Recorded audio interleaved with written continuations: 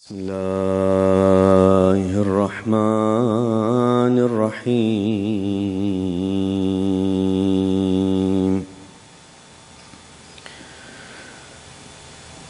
اللهم صل على محمد وآل محمد. السلام عليك سيدي ومولاي يا رسول الله. Salutations upon you, O beloved Prophet Muhammad. Salutations upon you, O beloved Imam Ali. Dear brothers and sisters, when someone dies, you try to pay condolences. You go to those who are left behind, for which you know the status of the person passed away, and you pay condolences to them for the departure of the deceased one. Dear brothers and sisters, when we have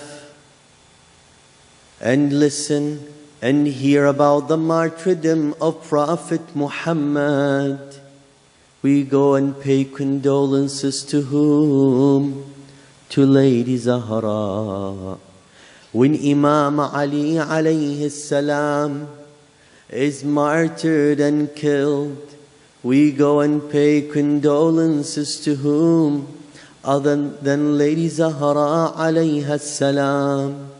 When Imam Hassan alayhi salam was killed, who do we go and offer our aza to other than Lady Zahra alayha salam?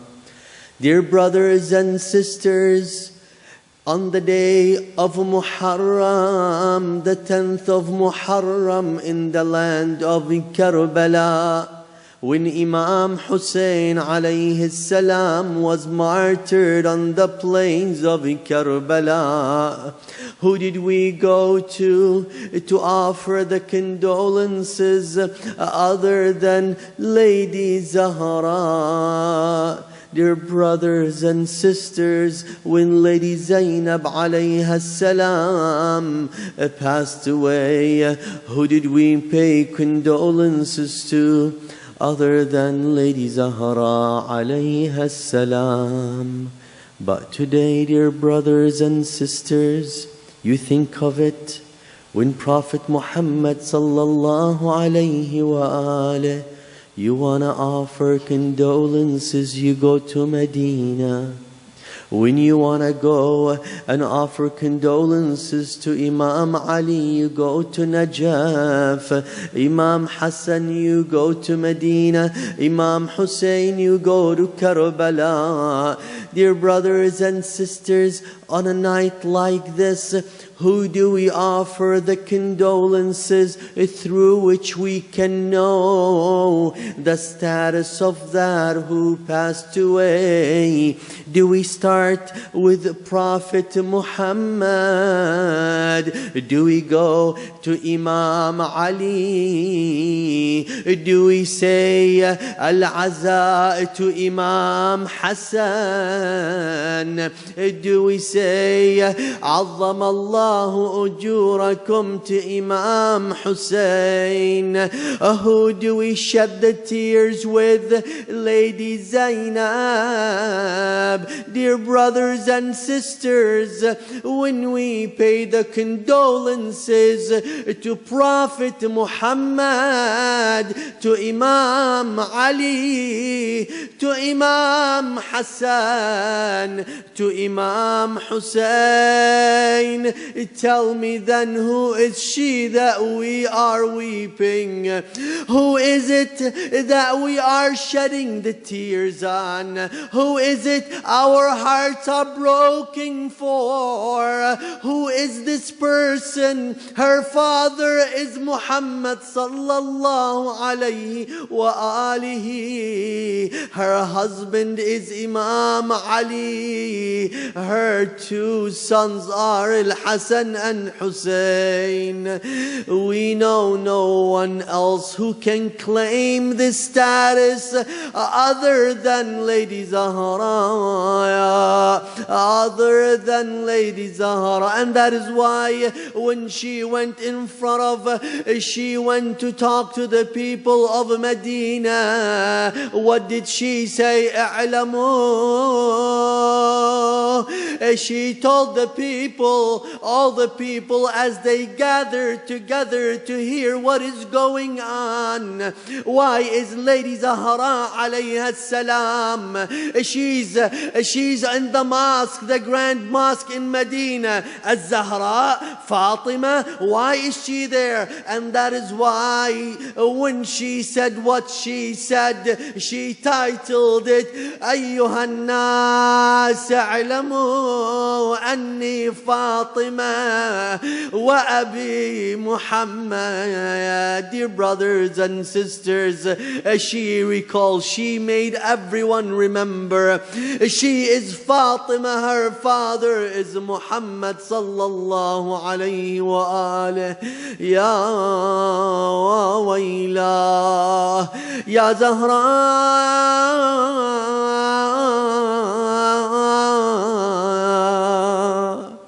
ya Zahra,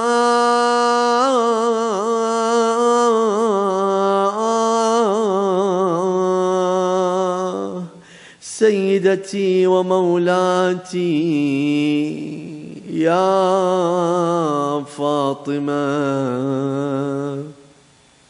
يا فاطمة، نسأل الله عز وجل أن يغفر لنا ذنوبنا بحق فاطمة ويفك رقابنا من النار بحق فاطمة. صلوا على محمد وآل محمد.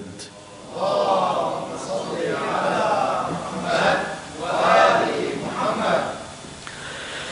بسم الله الرحمن الرحيم.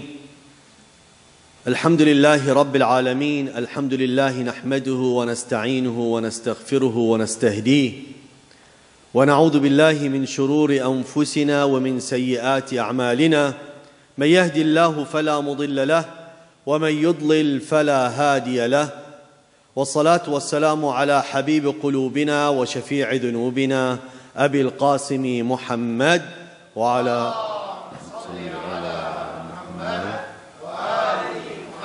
وعلى آل بيته الطيبين الطاهرين. بسم الله الرحمن الرحيم. رب اشرح لي صدري ويسر لي أمري واحلل عقدة من لساني يفقه قولي. Dear respected brothers and sisters, Assalamu alaikum jami'an wa rahmatullahi wa barakatuh. The Almighty Allah says in the Holy Quran, أعوذ بالله من الشيطان الرجيم، بسم الله الرحمن الرحيم.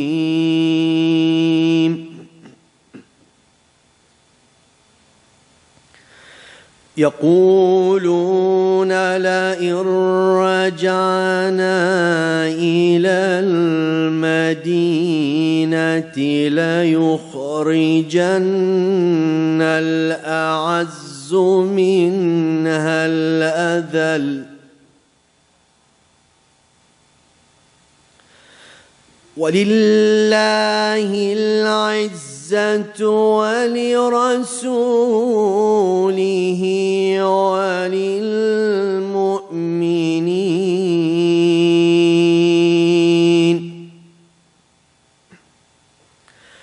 ولكن المنافقين المنافقين لا يعلمون. صدق الله العلي العظيم. صلوات.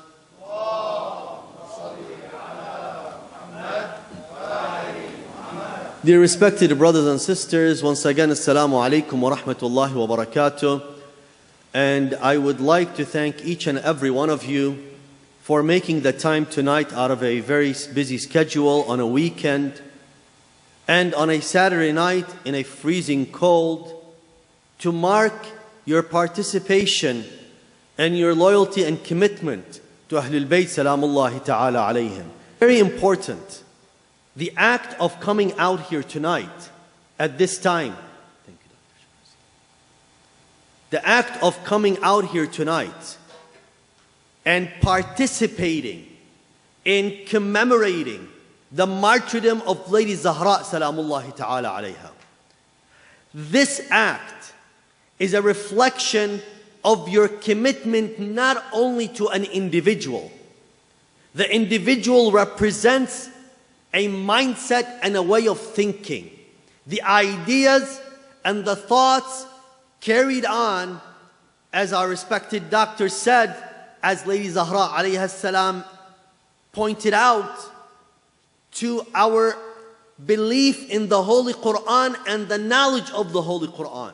Therefore, when you come here, when you participate, when you commemorate, your commitment is beyond the individual. It is to the ideas, to the thoughts, to the main core principle that that thought carries, to Ashhadu an la ilaha illallah.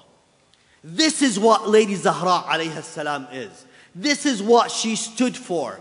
And that is why in all the books of narrations of ahadith from all schools of thought, they have narrated and they have emphasized on where does Lady Zahra stand to the Holy Prophet sallallahu alaihi wasallam. That she is part of him and he is part of her.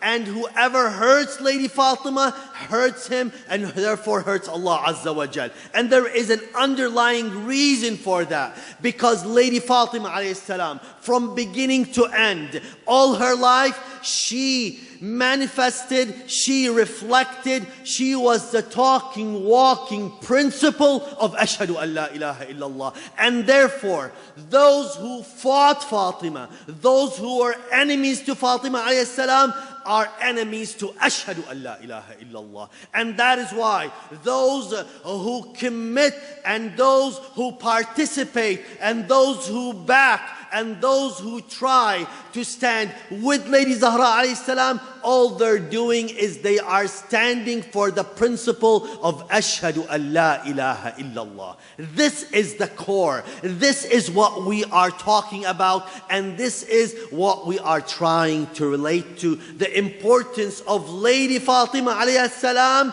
and the principle of Ashhadu an la ilaha illallah. And this is what we are all about. When we say we are followers of Ahlul Bayt alayhim salam, who is Ahlul Bayt alayhim salam? Fatima wa abiha wa ba'liha wa baniha. Fatima and her father, her husband and her children. These individuals, Allah Azza wa Jal, when He assigned them as representatives on earth, because they carry His message, because they chose for it to happen, and Allah knew in His infinite wisdom and knowledge they would be the best in carrying the message, and therefore He assigned it to them. And that is why when we show our commitment to them, we're showing our commitment to Allah Azza wa Jal.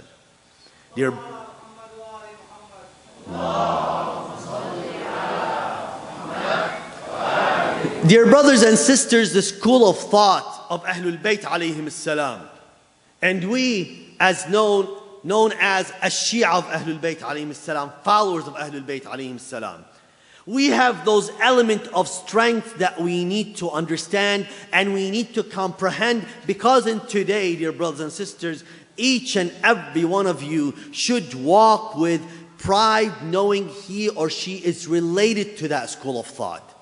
And to understand that, I would like to address this issue through 2 points. Number one, First, the importance of knowing these elements. Secondly, understanding these elements. Dear brothers and sisters, to know the importance of these elements, the strength of this school of thought, we need to understand it, we need to comprehend it. See, the importance of understanding when you and I, the young and the old, when we start understanding the importance of the elements of strength, what happens to us? Our bond with this school is increased. Our bond with this mindset becomes stronger. Therefore, it changes the way we think, the way we feel, the way we behave. We become different people. We need to deepen the bond between us and that school. And we'll talk about it. Now, to do that, dear brothers and sisters, we need to understand two issues here. Number one, the value of knowing the individuals who represent the school of thought. The more we understand at depth these individuals through two ways: who they are and their virtues, and who are their enemies and their description. When I understand an enemy of an individual, I am deepening my understanding of this individual. Why?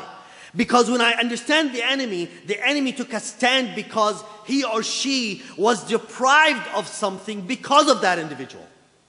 When someone became an enemy of an idea, it's because that idea is harming that individual. If someone is calling for the truth, but the other person loves to lie, the call for the truth becomes a harming thought for someone who likes to lie. Why? Because here, virtue is described as someone who's honest, yet when someone is described as a liar, what happens? He's removed from this world of virtue, and no one wants to be removed from the world of virtue. So when we understand the enemies, when we know the enemies of Ahlul Bayt alayhim salam, what are we doing? We're understanding what Ahlul Bayt alayhim salam stood for. Therefore, these individuals who opposed Ahlul Bayt took a different stand and the opposite point of Ahlul Bayt, because they felt endangered and threatened by the ideas and the thoughts of Ahlul Bayt alayhim salam.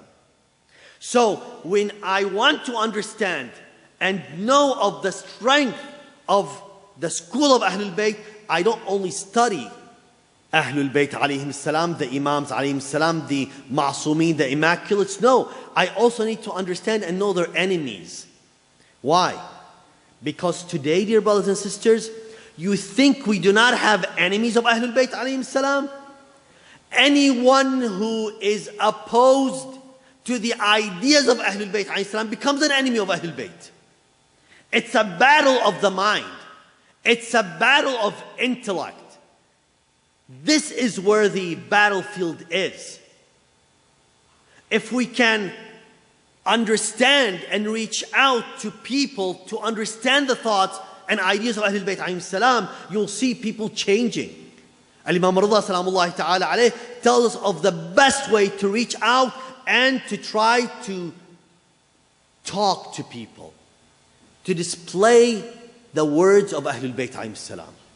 When you display what Ahlul Bayt alayhim salam stood for and their thoughts and ideas, you will eventually see serious change in a person. Secondly, dear brothers and sisters, it's important to understand in particular, in detail, the lives of Ahlul Bayt alayhim salam, the lives of Ahlul Bayt alayhim salam, each and every individual of them. Why?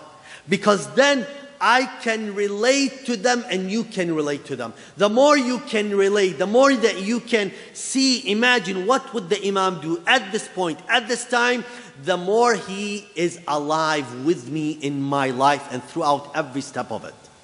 But the more I keep him shelved somewhere in my mind and I don't bring him in my life, the more I'm distant from him. Sahib al-Asr wa Zaman today. How many of us, when we go through our day, when we go through every action in our day, we ask ourselves, where is the Imam? What would he do? How would he do it?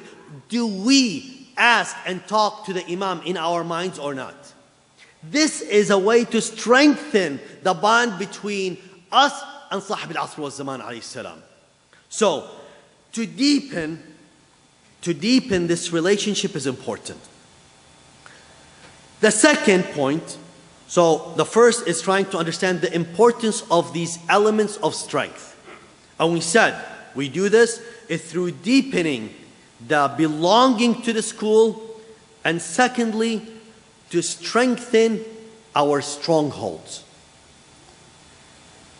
When I know there are certain elements that provide me strength, dear brothers and sisters, what happens? I get to protect it too.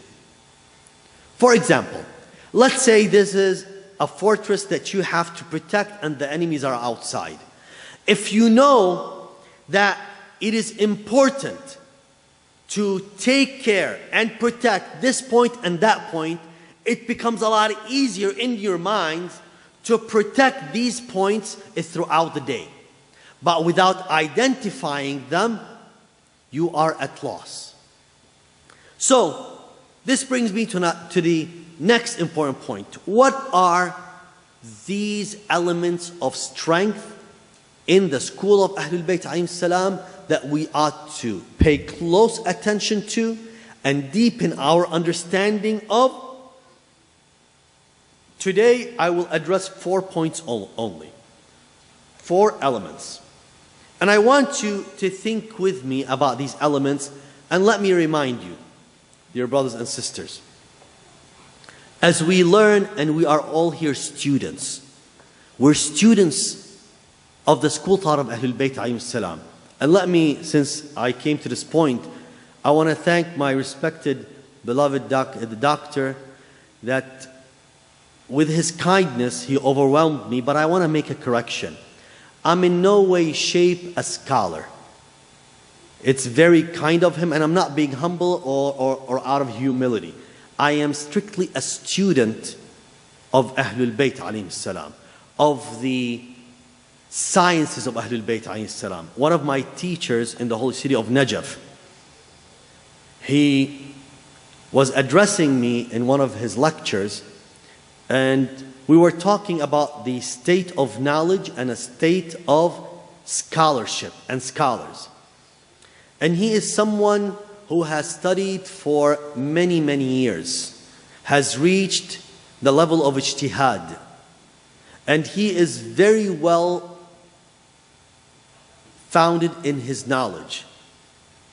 And I told him, Sayyidina, you're an example of a scholar. I'm describing what happened. We were talking, engaging, and I said this statement. I said, Sayyidina, you are an example of a scholar. He dropped what he had in his hands, and he looked at me with like a huge weight on him. And he started sweating. He's like, son, don't ever repeat this statement again to me. I'm like, Sayyidina, you're a scholar, you're a mujtahid, you're an ayatullah, He's like, so, stop with these titles. Stop. Leave these for others. When we are here at this hawza, in this seminary, when we go every day and we pass by Amir al-Mu'mineen Salamullahi ta'ala alayh, we are humbled and reminded, what is the city of knowledge and who's the gate of it? If we get to be guardians of the gate of the knowledge, may Allah accept our work. We don't dare. When you have individuals like our imams, who are the scholars, who are the ulama, who are the ones, the imams of the time, how can we even measure our knowledge to what we have, to what they have? We are humble to the furthest of humbleness and humility. So if teachers at that level, they shiver, they shake from giving them that assignment of scholarship, surely people like myself don't even deserve it a bit. And this is again not out of humbleness, because we as communities, we need to understand where do we put individuals. This podium and pulpit is our responsibility. Every word that's uttered from this podium is our responsibility. It's not only Samahat al-Sheikh's responsibility. It's not only the board's responsibility. It's each and every one of yours responsibility. Yesterday I had an amazing time with one of the young individuals in this community that him and I had a very interesting dialogue that reflected the progressive thinking and the ability to unchain one's mind to ask the tough questions. But I was glad that he did. You know why? Because I know in the school thought of Ahlul Bayt alayhim salam, all the tough questions can be answered. And only with this dialogue, only with this challenging of the mind, breaking this thinking within the box and asking the tough questions so we can advance our minds, advance our thinking, do we deepen our understanding of the school thought of Ahlul Bayt. And this and only this will make us truly love them. Because let me tell you, when you have a physical need, it's easily fulfilled.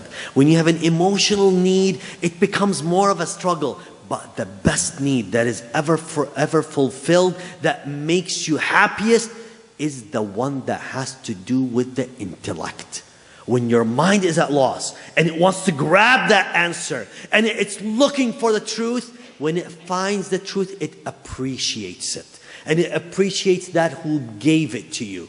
And that is why we fall in love with Ahlul Bayt alayhim salam.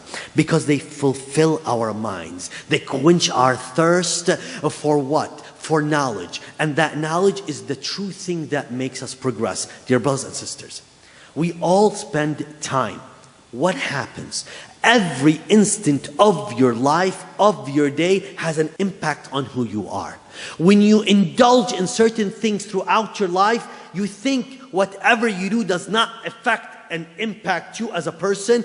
Every second of your life, whatever you do has an impact on you. It molds you. It changes you. It shapes who you are, how you feel, how you think, and how you behave. And that's why some people may have everything in their lives, but they are depressed and down. They're not happy. Why? Because they're missing the core of their thoughts, their intellects. Their mind is not fulfilled. Dear brothers and sisters, let me tell you something, and please listen to me carefully. What we do impacts us on a daily basis. When I go to work and everything I do at work is thinking about work. When I go and I think only about my livelihood. When everything I do is about the now and I disconnect from the most important principle, Ashhadu an la ilaha illallah, from Allah. Dear brothers and sisters, when I pass away and transition to the next life, what am I taking with me? That soul has been shaped and molded by what? What ideas, what thoughts, what feelings? Do you think working 8 to 5 every single day and then going back home and just spending time in TV impacted by these things and not thinking and being busy deep in your thought, engaging with Allah Azza wa Jal, what do you think you will take after that? What will you do? What will you take? What knowledge that can you present that shaped your soul can you present to Allah Azza wa Jal? And that's why the love of Lady Fatima alayha salam is important. The love of Ahlul Bayt alayhim salam is important. You know why? It helps you quench that thirst of the soul, because the soul is asking, is begging. That's why Allah created it in the first place, for its happiness to be fulfilled by the knowledge of Ahlul Bayt alayhim salam. When it's not fulfilled, it becomes like a dry tree, a dry leaf. It is so dry, it just falls apart like nothing. And when you die, when you go to Allah Azza wa Jal, you have nothing. The more you engage, the more you think, the more you talk about that knowledge, the more you increase, you elevate yourself, and you strengthen your bond. And only those who are alive can taste the love of Ahlul Bayt, and with the bond of Sahib al-Asr wa Zaman alayhi salam, you will see if you're alive or you're dead. You want to know if you're alive or dead? It's very simple. Ask yourself, what kind of relationship you have with Sahib al-Asr wa Zaman alayhi salam. Going back to the 4 elements of strength. The 4 elements of strength in the school thought of Ahlul Bayt. And listen to me very carefully, dear brothers and sisters. Number 1, the element of proof. The element of proof and intellect. Meaning what here? Meaning Ahlul Bayt alayhim salam, when they present something to us, whatever they present talks to our intellect and to our minds. It is so powerful, it attracts the individual. One of the atheists were sitting right by the grave of Prophet Muhammad sallallahu alaihi wasallam. Look at the irony. Look at the irony. At that time, an atheist, a person who does not believe in God, was sitting right by the grave of the Holy Prophet sallallahu alaihi wasallam. Another atheist, a friend of his, came in the city of Medina.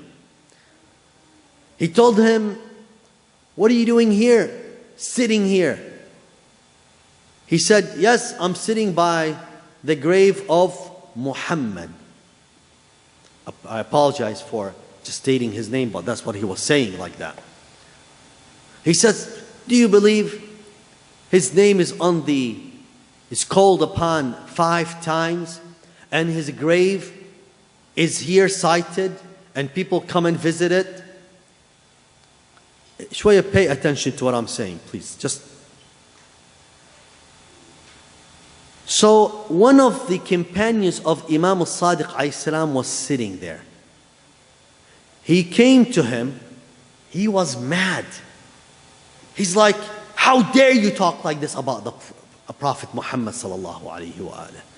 And he was a little bit loud with him and a bit aggressive. You know what the atheist told him? He told him, "Ya hada, whoever you are, why are you talking to me like this?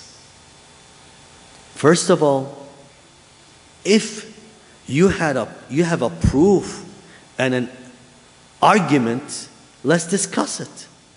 If you have an idea, let's assess it. If you have a thought, let's talk about it. But to just be aggressive with me in such a way." And then he pauses and he looks at him and he says, "And you claim to be a companion of Imam al-Sadiq? Then why is it you do not deal with me like he deals with me?" So the companion was a bit astonished. He looked at this atheist. He said, "Al-Imam al-Sadiq talks to me. He argues with me. He listens to me until I'm done with my argument. And the moment I feel that I proved myself, he flips it against me and he proves me wrong. I listen attentively as he speaks clearly. And I listen to what he says because he has something to say, because of his logic, his mind, and his sound judgment. If you claim to be a follower of Ja'far al-Sadiq, act as he does." Now, dear brothers and sisters, this is the element of strength, one of the most important elements of strength that Ahlul Bayt give us. When we talk, leave emotions to the side. Talk to the mind of a person. Use the power of proof. Make it make sense. Study the premise. Provide a solid argument. But you cannot do this, dear brothers and sisters, without studying the knowledge further. You cannot present what you don't have. We cannot teach what we don't know. I cannot stand and claim to teach something I don't know it. If you want to tell others, come and see. First of all, we're not required to go about and convert people. In our school of thought, we're not in the business of converting people. Do you understand that? We're not going around and trying to people be Shias, be this. No. Do كونوا دعاة لنا بغير ألسنتكم. Call unto our way without using your tongues. Meaning, don't keep on talking about it. Do things, and people will do what? Will want to be like you. People will want to change. Dear brothers and sisters, walking the walk is so powerful.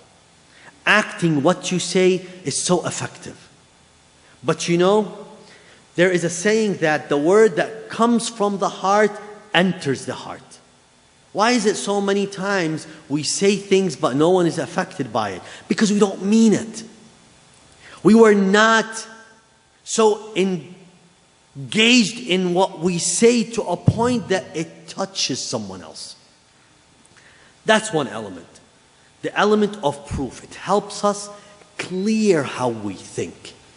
Followers of Ahlul Bayt, dear brothers and sisters, are extremely strong in their proofs. It's truly powerful in their arguments. And you know what we have to do? Just read their words.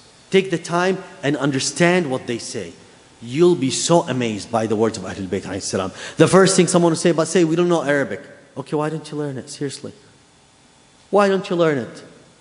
First read the English books, but then learning Arabic, by the way, don't take it such a... This is a side note, so this is time out. You don't count this against me time-wise, okay? Oh, I have a problem. What time did we start? What's that? 8 o'clock? Okay. Okay, so this is not counted a part of my time. Arabic, dear brothers and sisters, is a very important tool.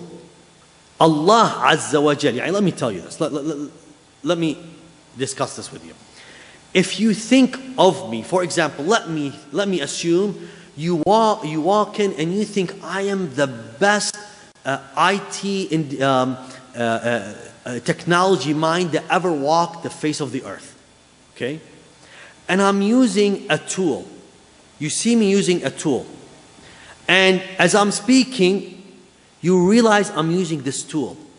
Now, when you want to use a tool to speak or to present, wouldn't you want to use the same tool that I use because you think so highly that I am the guru of technology? I am the technologist of the world. Wouldn't you use the same tool or not? You would obviously go to look, what are you using? What do you think I'm using?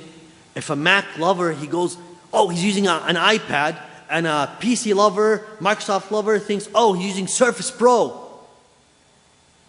You would want to know what I'm using so you could what? Use it. So you can be like me as I use technology. Right or wrong? Make sense? Allah Azza wa Jal utilized and used the best language humanity ever came up with. I don't know what other argument you want me to use. Period. So why is it we do not use the time, put the time and effort to learn this language? The beauty of the language, the rhythm in it is amazing.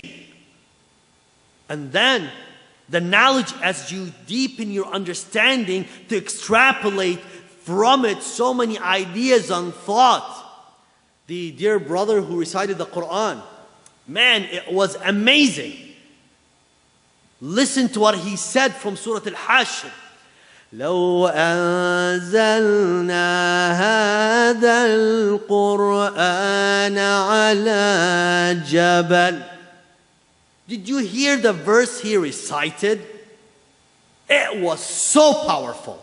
If we would reveal this verse on a mountain, لَرَأَيْتَهُ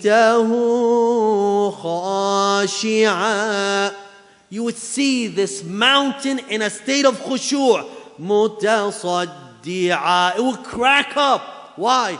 مِنْ خَشْيَةِ اللَّهِ.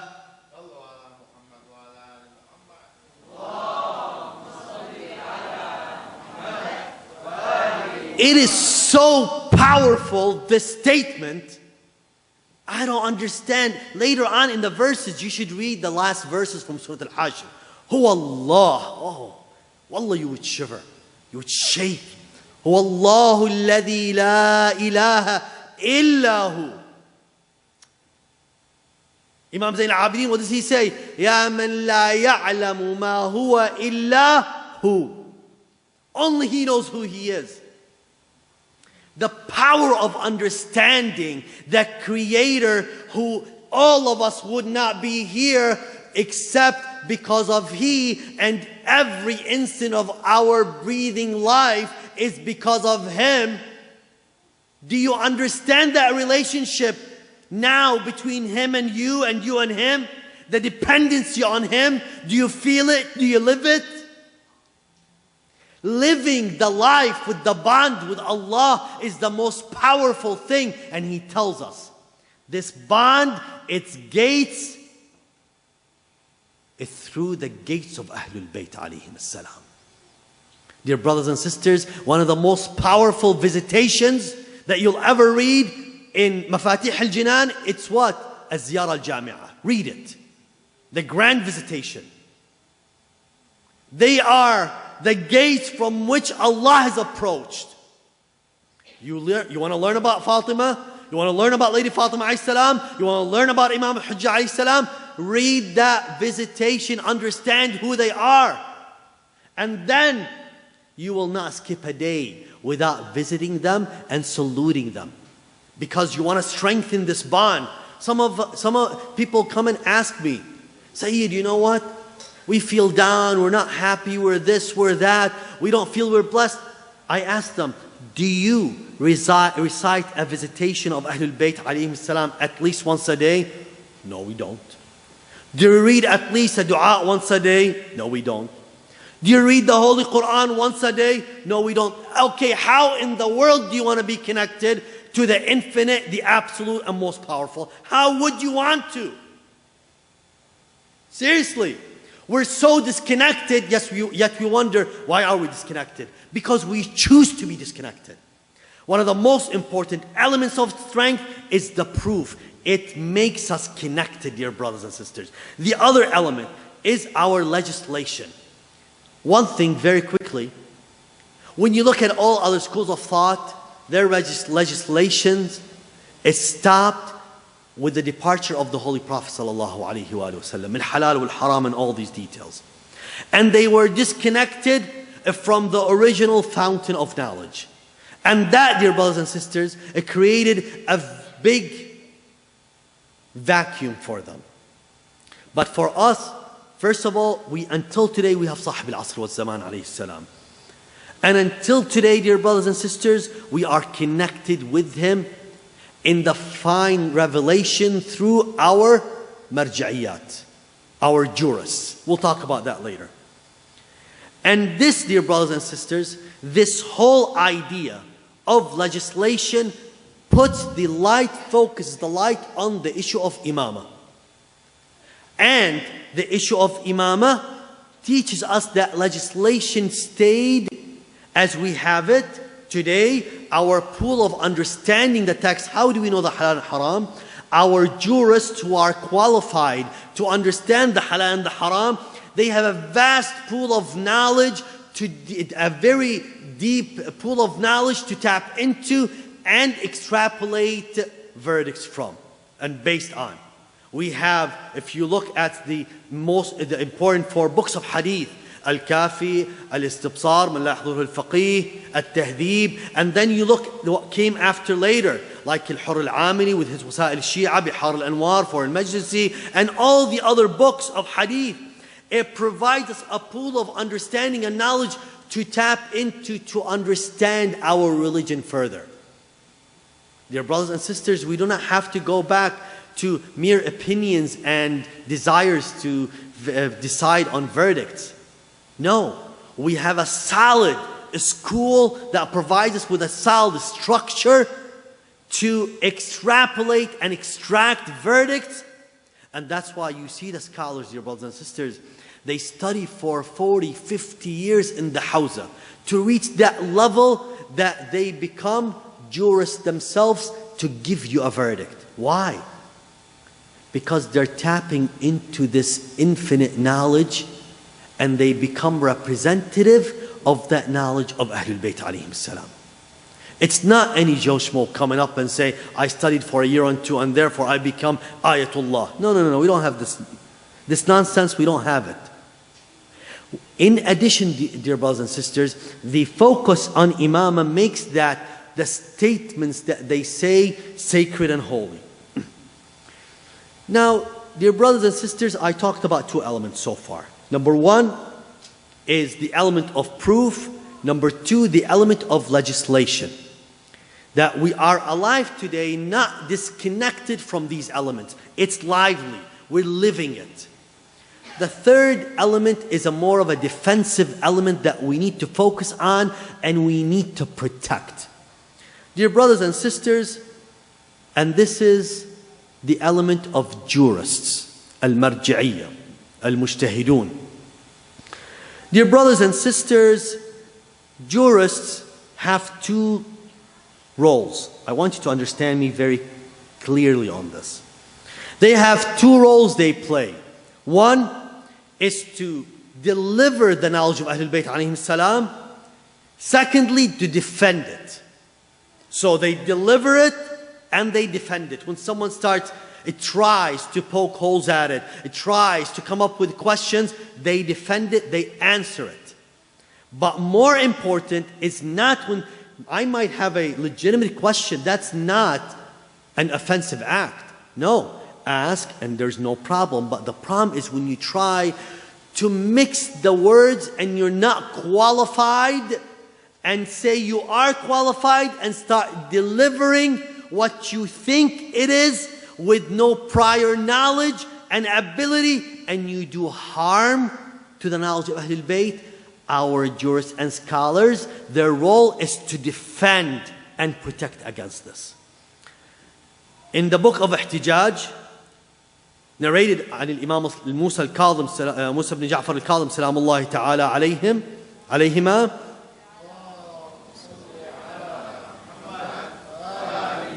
listen to this hadith. فقيه واحد ينقذ يتيما من أيتامنا. One jurist that may save an orphan from amongst our orphans. An orphan, what is an orphan? You and I are orphans. Why? Because the Imam, we are disconnected from him. We're considered orphans because they're like our parents and we don't have them around us right now. Like my mother and father.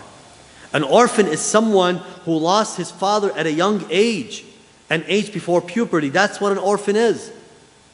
The Imam is describing us like orphans. He goes, one jurist, he saves an orphan. الْمُنْقَطِعِينَ عَنْ مُشَاهَدَتِنَا. They're disconnected from sighting us and seeing us. بِتَعْلِيمِ مَا هُوَ مُحْتَاجٌ إِلَيْهِ. To teach him or her what they need.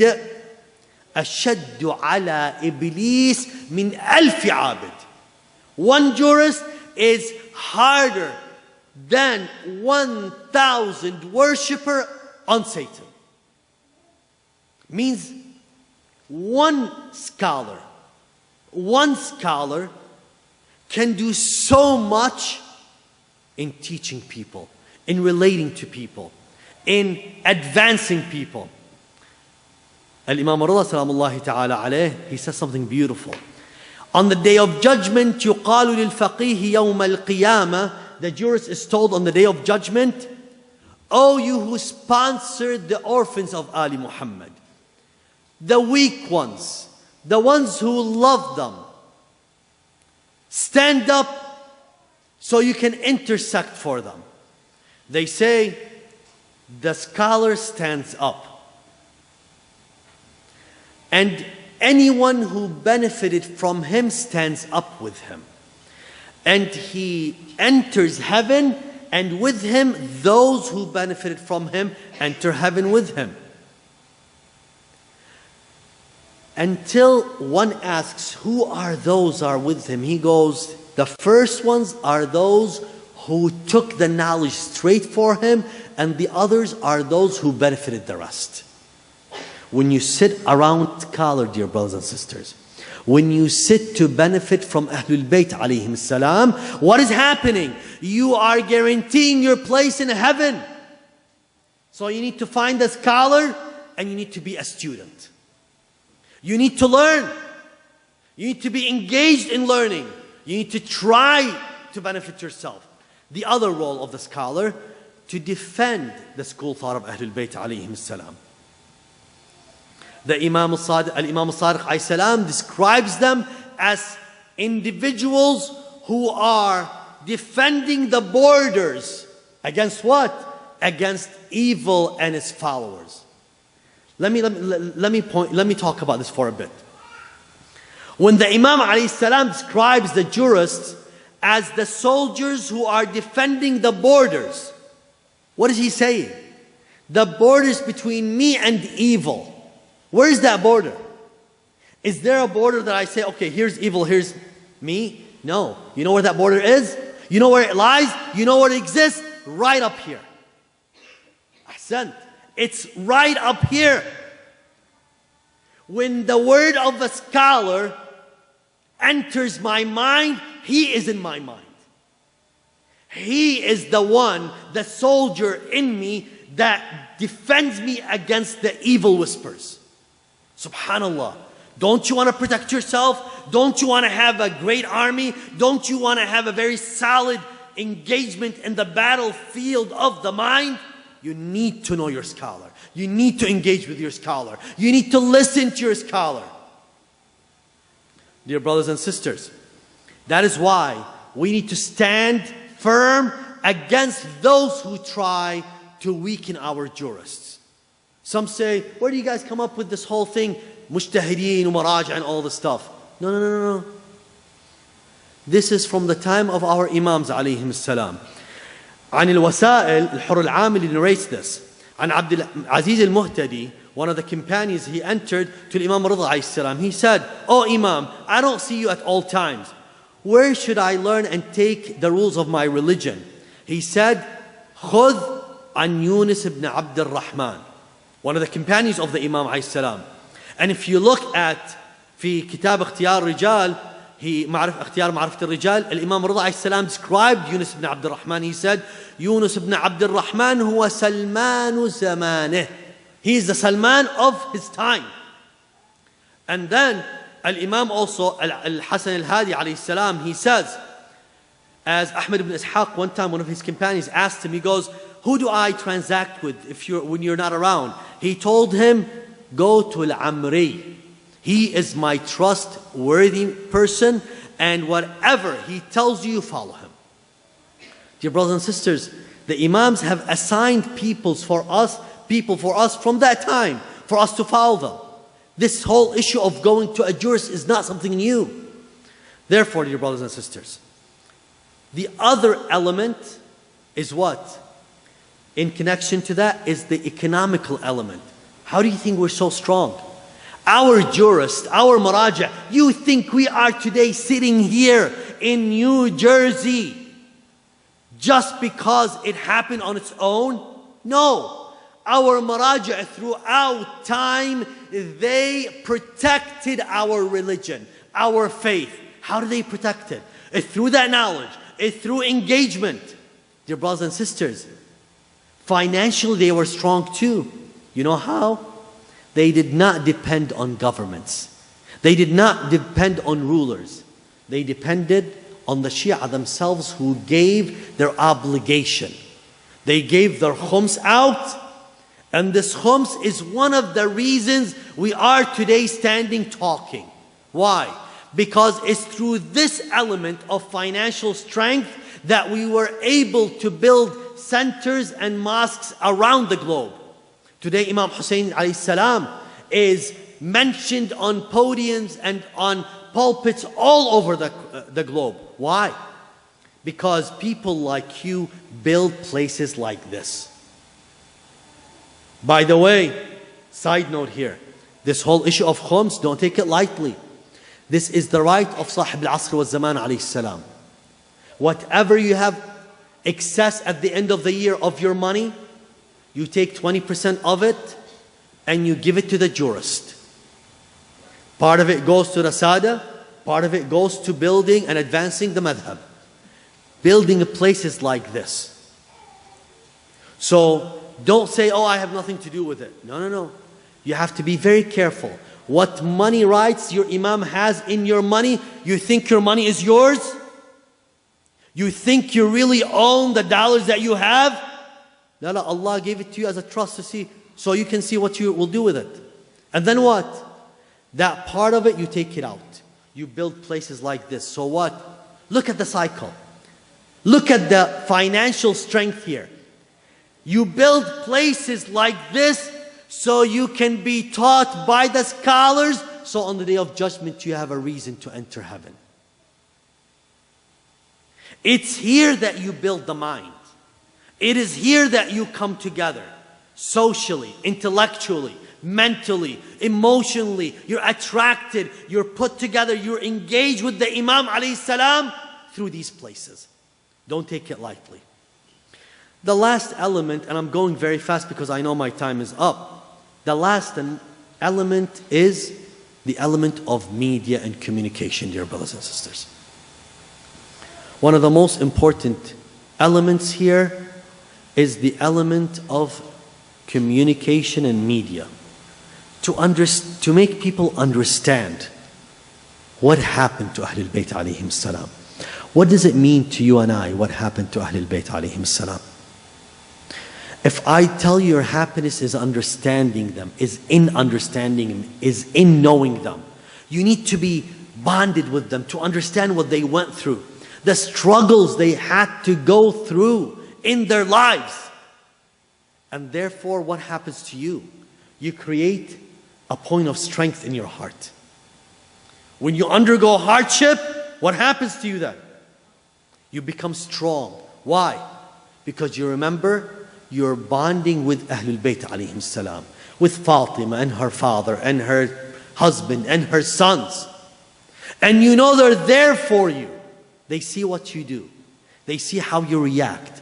When you say, at the moment of hardship that you go through, when you remember Fatima alayhi salam and her hardships, and you say, Ya Zahra. You say, Ya Zahra, from the bottom of your heart. Ya Zahra, your father was the Holy Prophet. Ya Zahra, they hurt you. Ya Zahra, they wanted to burn your house. Ya Zahra, they oppressed you. Ya Zahra, they took what is rightly yours. Ya Zahra, they offended you. They did everything wrong towards you. Ya Zahra,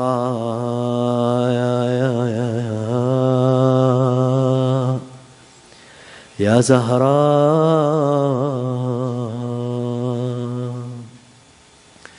Lady Zahra, we live these moments living your life. Lady Zahra,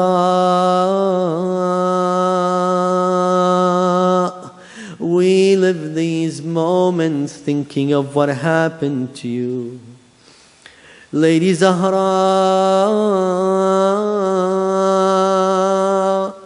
remembering what you went through.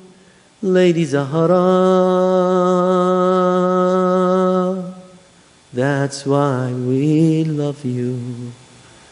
Dear brothers and sisters, the last moments, that last night they say Lady Zahra alayha salam, she fell asleep in her dream. She saw her father, Prophet Muhammad. Bunayya, daughter, come to me. This night you will be spending it with me. Lady Zahra opened her eyes. She knew this is her last night in this world. After Prophet Muhammad sallallahu alayhi wa alihi wasallam had passed away not far ago, they say Lady Zahra every single day and night she would shed the tear, cry for missing her father. Even the people of Medina, they asked Imam Ali, can you take Lady Zahra somewhere outside Medina? He built her the house of sadness and sorrows.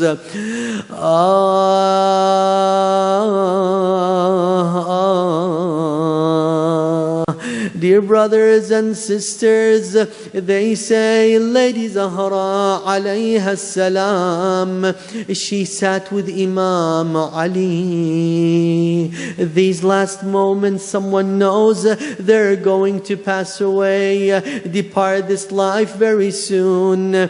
She said, Ya ibn Am, innahu qad nu'iyat ilayya nafsi. وإنني لا أرى ما بي إلا أنني لاحقة بأبي ساعة بعد ساعة. She was addressing Imam Ali, telling him, I am following my father any moment now, but I would like to tell you a few things. Dear Imam Ali, dear beloved Ali, imagine the pure, beautiful love of Lady Fatima towards Imam Ali. Imagine knowing that she's going to leave him all alone after he just lost Prophet Muhammad. She was his cornerstone. She was what gave him patience. She told him, Oh Imam, oh beloved, I'm leaving tonight. Imagine not the heart of Fatima, but imagine the heart of Ali, knowing that the most beloved is leaving him. She said, when I die, bury me in secret. Don't let anyone but the close ones that I know that pray with you on me. Those who I'm mad at, don't let them know of my departure and death. Ya Zahra, Ya Zahra. Dear brothers and sisters, after Lady Zahra alayhi salam was all alone in the house, they say only Asma was with her at the time. They say Lady Zahra alayhi salam looked at Asma. She prepared her deathbed.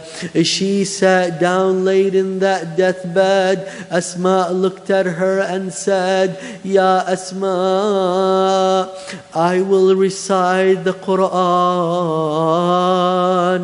If you stop hearing my voice, know that I departed and call upon beloved Ali.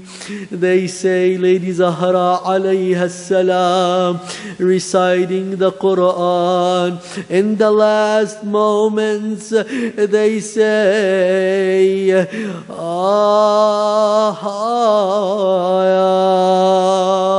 Lady Zahra alayha salam reciting Quran. Then suddenly Asma kept on hearing for the voice, and suddenly that voice faded away. Asma rushed to Lady Zahra. There was Lady Zahra laying and departing this world. Dear brothers and sisters, right at that moment, Imam Hassan and Hussein walk into the house. They look at Asma. One stands right by the head of Lady Zahra, the other all the way at the end. They say, Ummah, Mother Zahra. They say Asma, she was standing baffled, not knowing what to say. Imam Hussein, Imam Hassan looked at Asma. Why isn't our mother talking to us? Asma started crying. Imam Hussein called Ummah, Ya Ummah. Rushing outside, Imam Ali was standing with some of the companions. They saw Imam Hussein rushing towards him. They say Imam Ali looked at Imam Hussein. With one word he said, Ummah, Fatima departed. Imam Ali fell on the ground. Here his most beloved one just passed. Dear brothers and sisters, you know, one of the most painful moments after the burial of Lady Fatima in secret, Imam Ali sat right by her grave. Everyone laughed and he said these few words, Assalamu alayka ya Rasul Allah, wassalamu alayka عن ابنتك وحبيبتك وقرة عينك. قل يا رسول الله عن صفيتك صبري. Oh Prophet, missing and losing Lady Zahra, my patience can't endure it. Oh, Ya Rasulullah. They say Imam Ali alayhi salam said few words to Lady Zahra. How could I be patient on your loss? What could I do for what has happened to you? What has happened to Lady Zahra? You know, one of the toughest moments when Imam Ali was washing the body of Lady Zahra and he saw her broken rib. And he sat down, he couldn't handle it. And he sat down and he cried for what happened to her when they tried to burn down the house. قال سليمان قلت يا سلمان هل دخلوا ولم يكن استئذان.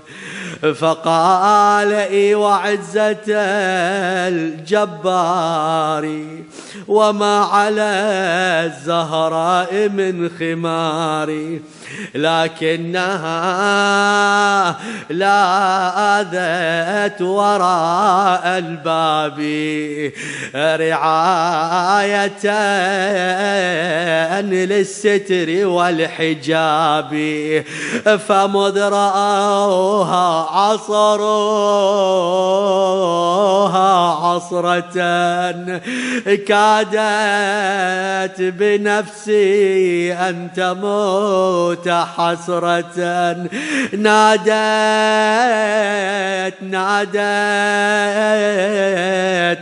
أيا فضة أسنديني فقد وربي أسقطوا جديني. فأسقطت بنت الهدى وحزنا جنين هذاك المسمى محسنا. أتضرم النار بباب دارها ومصيبتها، وآية النور على منارها، وبابها باب نبي الرحمة، وباب أبواب نجاة الأمة، بل بابها باب العلي الأعلى.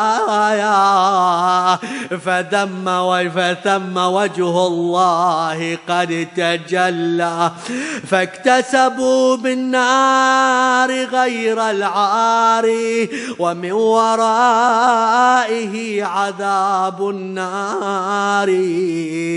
ما أجهل القوم فإن النار لا تطفئ نور الله جل وعلا. اللهم بحق الزهراء، اللهم بحق فاطمة وأبيها وبعلها وبنيها والسر المستودع فيها, accept the little we are offering these nights, Ya Allah. Ya Allah, release us from the fire of hell, accept our prayers, fulfill our needs. Ya Allah, increase our faith, our knowledge, our bond with Sahib al-Asri wal-Zaman. Ya Allah, بحق Muhammad wa Ali Muhammad, and we offer the blessings of these recitations to the souls of all the deceased ones. We offer them the blessings of reciting Surah Al-Fatiha after the Salat ala Muhammad wa Ali Muhammad 3 times in the loudest of voices.